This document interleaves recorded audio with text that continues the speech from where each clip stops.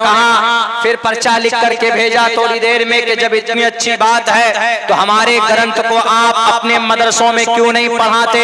हमने कहा ये भी बात आपने अच्छी पूछी, आपके ग्रंथ को हम पढ़ाते नहीं, हम पढ़ते, हम श्रीमद् भगवत गीता कई मर्तबा पढ़ते। फर्क ये है कि आज के जमाने में जो बहुत सारे खुराफात जो भर दिए गए हैं आपके अकीदे के ताल्लुक से। हमने कहा आपका खुदा कितना, आपका परमात्मा, बोला एक। हमने कहा पूजा कितने की करते हैं, बोला पूजा तो अनेक ईश्वर की करते हैं। हमने कहा कि जब परमात्मा एक है, एको देवा सर्वभूतेषु गूढ़ा एकम ब्रह्म द्वितीयो नास्ते सैष एक विरदय कैव एक वनस्मयो विक्षिवीडया। परमात्मा एक है तो दूसरे की इबादत तो नहीं होनी चाहिए। उन्होंने कहा कि हाँ यही कंफर्म नहीं हो पाया।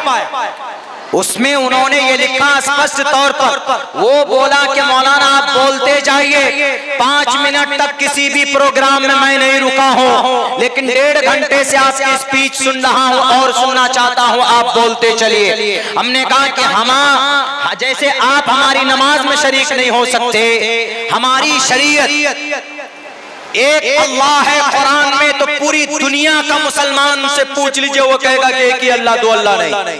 पूरी दुनिया का मुसलमान एक ही खुदा की इबादत करता। हमारी शरीयत में जो बात लिखी है उस पर हम अमल करने की पूरी कोशिश करते हैं, अमल नहीं करते तो उसको बदलते नहीं हैं। इसीलिए आपके यहाँ यही प्रॉब्लम है कि ये धार्मिक शास्त्रों में कुछ और लिखा है और आपके लोगों में चलन कुछ और कर दिया गया है। लेकिन यहाँ पर एक बात मैं कहना चाहूंगा, हमारे बहुत से मुसलमान कहते हैं मौलाना एक ही बात तो है, चलिए दिवाली में शरीक हो जाइए, होली में शरीक हो जाइए, छठ में शरीक हो जाइए। किसी भी मजहबी त्योहार में शरीक होना इस्लाम के अलावा किसी भी मजहबी त्योहार में अगयार के नॉट अलाउड, सही नहीं है, मुनासिब नहीं है, जायज नहीं है, नहीं शरीक हो सकते। हमारे गांव समाज की माताएं चली जाती हैं छठ में शरीक होने के लिए, दीपावली में शरीक होने के लिए, उनके मजहबी त्योहार में नहीं शरीक हो सकते। अलबत्ता कोई बीमार होता है तो जाइए जरूर, कोई परेशानी में है समाज के अंदर, सनातन धर्मी हो कि जैन हो कि बौद्ध हो कि क्रिश्चियन हो, कोई भी हो, उनकी मदद कीजिए, उनके परेशानी में साथ हो जाइए उनके। अगर उनकी बेटी की शादी है, उनको जरूरत है तो आप उनकी मदद कीजिए। सिविल सोशलिस्ट बनने में कोई गुनाह नहीं, उनके साथ मामलात कीजिए, खरीदो फरोख्त लेन देन कीजिए आप उनके साथ में, अच्छी ईमानदारी और सच्चाई के साथ पेश आइए।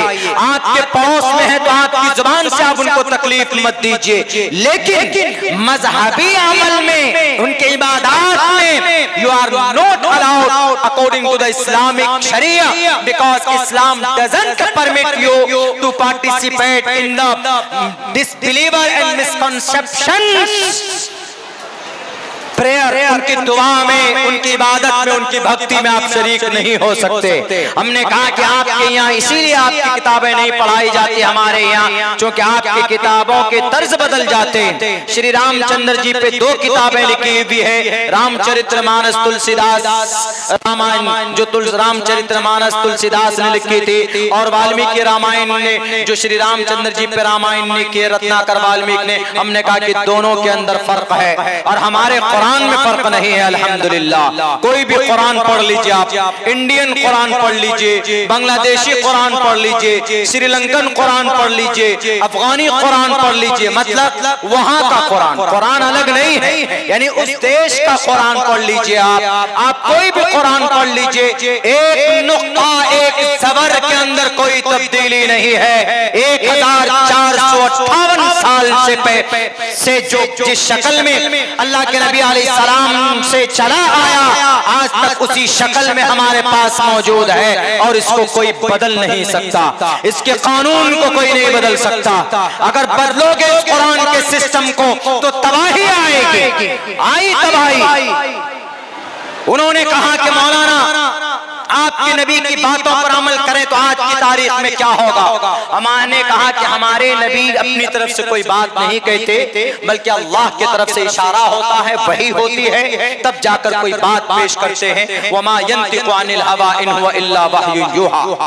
उन्होंने कहा कि मौलाना जरा फायदा बता दीजिए, आपके इस्लाम में तो यही है, टोपी पहनो, लंबी लंबी दाढ़ी रखो, तस्बीह हाथ में लंबे लंबे बड़े बड़े तस्बीह गिनो, या फिर अजान दो, नमाज पढ़ो। आपके यहाँ कहीं पर टेक्नोलॉजी पे बात नहीं होती, आपके यहाँ इस्लाम में कहीं पर मॉडर्नाइजेशन पे बात नहीं होती, औरत के तरक्की के ऊपर बात नहीं होती। वही औरत के लिए पर्दा, वही औरत के लिए घर, वही औरत के लिए हिजाब। हम लोग अगर कोशिश कर रहे हैं कि भाई धर्म से उठकर दुनिया में तरक्की पैदा करो, तरक्की हासिल करो, इसीलिए हम कहते हैं कि जरा मोहम्मद को, उनकी शरीयत को छोड़कर आगे कदम बढ़ाओ तो अच्छा होगा। हम कहेंगे, हम कहते हैं उनको, हमने कहा कि आपकी तो गलत सोच है मोहतरम।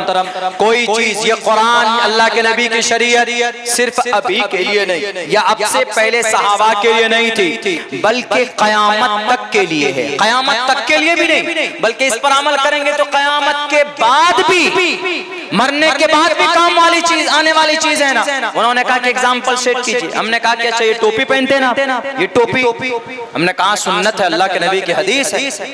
देखिए मैं एक बात कहता हूँ, किसी भी स्टूडियो में बैठिए, एक से एक जालिम एंकर बैठा हुआ है, वो आपको बदनाम करने के लिए अपने पैतरे में घुसाएगा। आप बचने के लिए गोलमोल जवाब मत दीजिए। जो लोग चाहते हैं सीना तान कर कहिए कि सबसे पहले नंबर पर हमारे नबी की सुन्नत, उसके बाद अगर आपको नॉलेज है तो आप दुनियावी फवाइद बता दीजिए। हमसे किसी यूट्यूबर ने सवाल किया, मौलाना टोपी पहनने की क्या फजीलत है, क्या फायदा आप जो बता रहे, टोपी तो आपके कट्टर इस्लाम के शिआर में से आता। हमने कहा कि वो तो है, वो तो सुन्नत है, लेकिन ये जो टोपी जो आदमी ओढ़ता है, इसमें दुनिया की एक बहुत बड़ी बीमारी से बचाने का भी एक रास्ता है। वो भला कौन सा? हमने कहा तहकीक कीजिए। ये टोपी आज तक शायद आपको मालूम नहीं होगा, ये टोपी जो हम लोग ओढ़ते हैं, आप देखेंगे कि जब गर्मी होती है, बहुत तेज शिद्दत की गर्मी होती है, तो गर्मी में आदमी को लू लग जाता है, और लू किसी को सख्ती ज्यादा लग जाए, ये बहुत खतरनाक बीमारी, जल्दी किसी को लगता नहीं, लेकिन अगर लग जाए तो आदमी मर जाता। तो इस लू से बचने के लिए गर्मी के महीने में क्या करते हैं हम लोग? उमूमन सर पर कपड़ा बांध लेते हैं। अब उत्तर प्रदेश जाएंगे तो ज्यादा दिखेगा, सफेद रुमाल रखेंगे, मुंह में ऐसे लपेट लेंगे, सिर्फ आंख या से तो मुंह थोड़ा सा दिखता है, मुंह में लपेट लेते हैं। क्यों लपेटते हैं भाई? गर्मी बदन में लगती, सर पर क्यों गर्मी लग रही? इसलिए सर को लू से बचाते। डॉक्टरों का रिसर्च है, मेडिकल रिसर्च है, मेडिकल साइंस की रिसर्च है कि अगर ये लू जब आदमी के ऊपर हमला करता है तो ये लू सबसे पहले कौन सी जगह पर हमला करता है? पैर पे, नाक पे, कान पे, उंगली पे, कमर पे, पीठ पे, कहां पे? नहीं, ये हमला करता है सबसे पहले इस हिस्से पे, यहाँ ये हिस्सा यहाँ पर है। असल में वो ये हिस्सा बहुत कमजोर होता है, वो इसी जगह पर, यहाँ पीछे हिस्से में, इस जगह पर लू सबसे पहले हमला करता है। जिसको यहाँ ज्यादा, यहाँ अगर हमला करे, वो यहाँ लू लग जाए तो वो इंसान कभी भी जिंदा नहीं बच सकता है।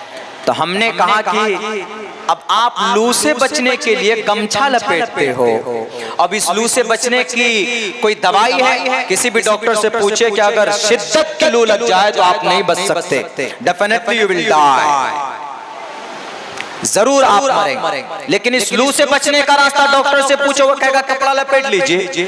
डॉक्टर कह रहा कपड़ा लपेट लीजिए, हमारे नबी 1450 साल पहले बता करके गए हैं क्या?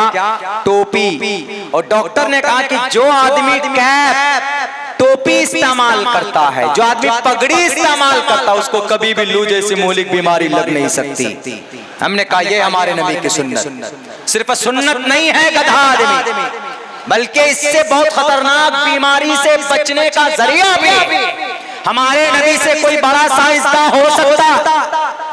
हमने कहा यह है फायदा, लात मारता हो तुम्हारी साइंस, तुम्हारे साइंस और तुम्हारे टेक्नोलॉजी को। कयामत की सुबह तक हमारे नबी की टेक्नोलॉजी का सामना नहीं कर सकता।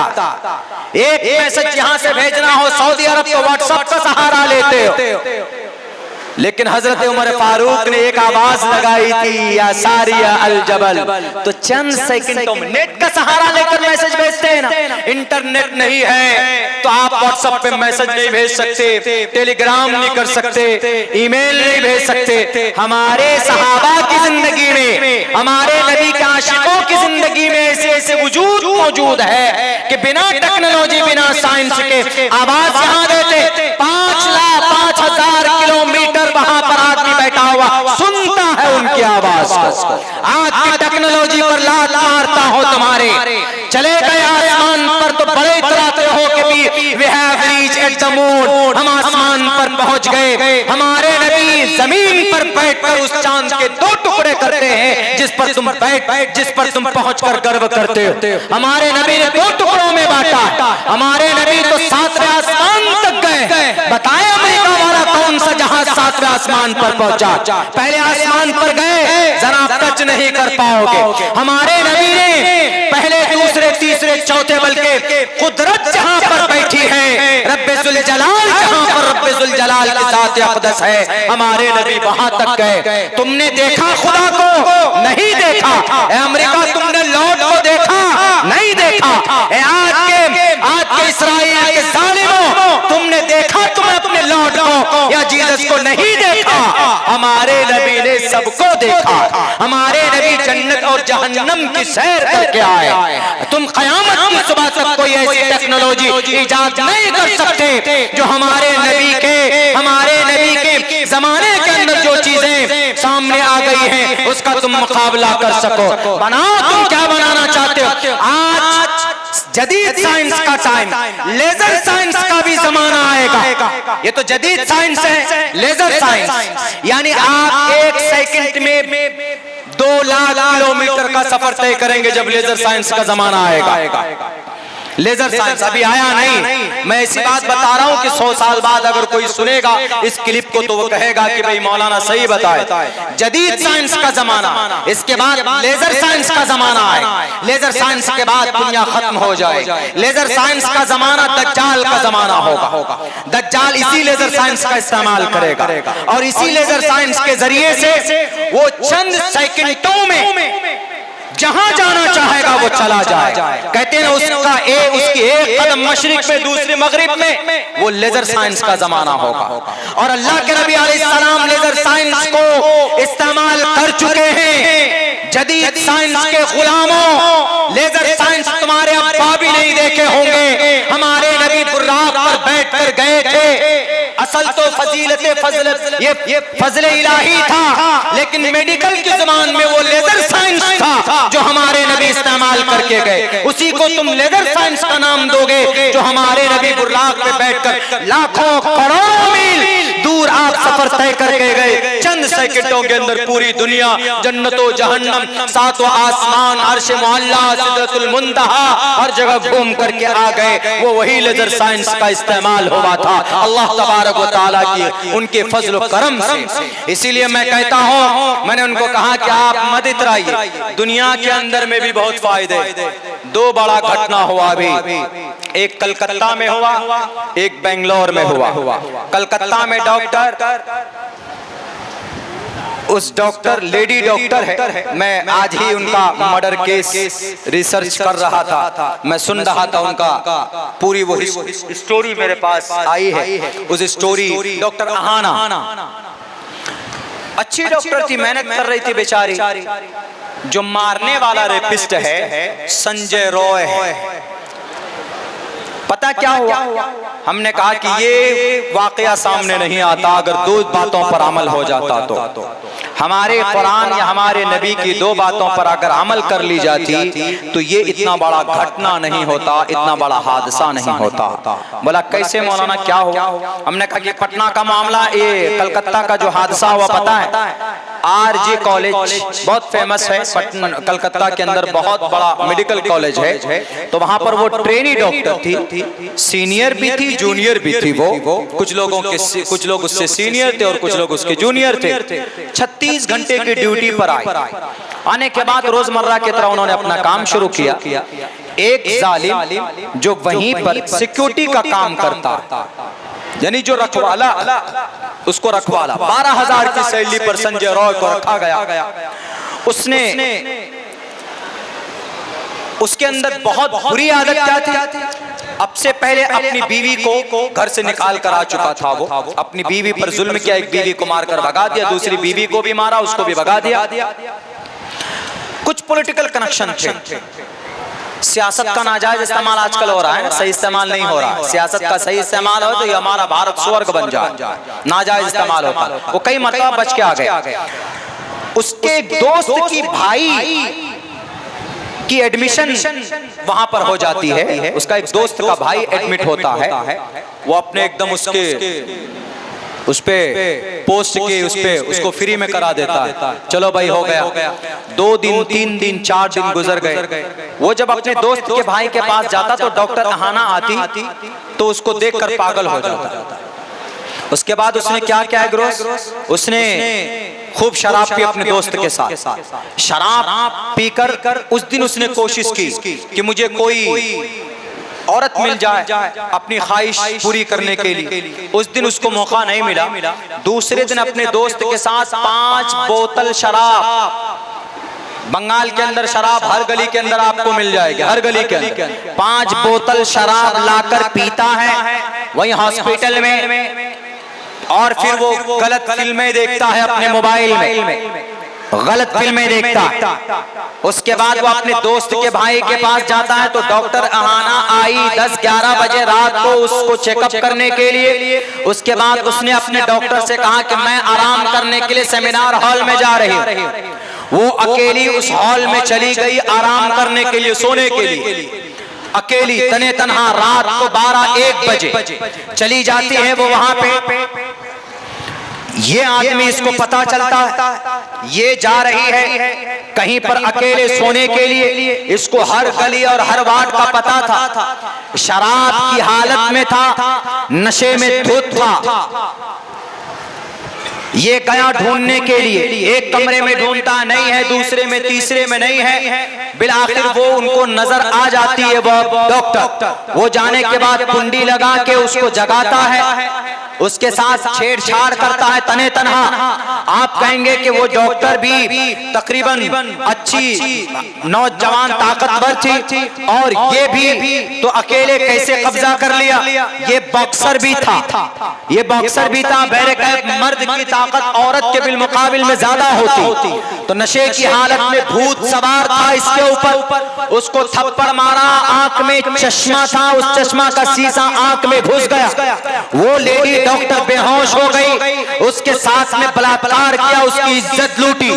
एक बार नहीं बल्कि उनका जो पोस्टमार्टम रिपोर्ट है कम से कम 3 से 4 बार उसके साथ गलत काम करता है। और बीच में एक बार होने के बाद उस डॉक्टर को जब होश आता है, जब वो अकल में आती है तो उसको फिर जोर से थप्पड़ मारकर बल्कि घूंसा मारता है। उसका गला टेढ़ा तोड़ देता, उसके हाथ तोड़ देता, उसके कमर में निशान और जख्म देता। वो औरत मर जाती। मरने के बाद भी शायद उसके साथ 1-8 बार उन्होंने गलत काम किया। जब उसने देखा कि वो मर गई है तो उसके बाद वो बोलता कि कम बखत अगर आसानी से तू मान जाती तो तुम्हारी यह हरकत, तुम्हारी मौत नहीं होती। वो शराब की हालत में वहां से निकलता है और फौरन आकर अपने कैबिन में सो जाता। बहरकैफ फिर सुबह होकर के वहां लोग पहुंचते हैं, देखते हैं उसका पोस्टमार्टम वगैरह वगैरह होता। हमने कहा कि अगर 2 जो बड़ी वजह हमारी शरीयत में अगर इन दोनों बातों को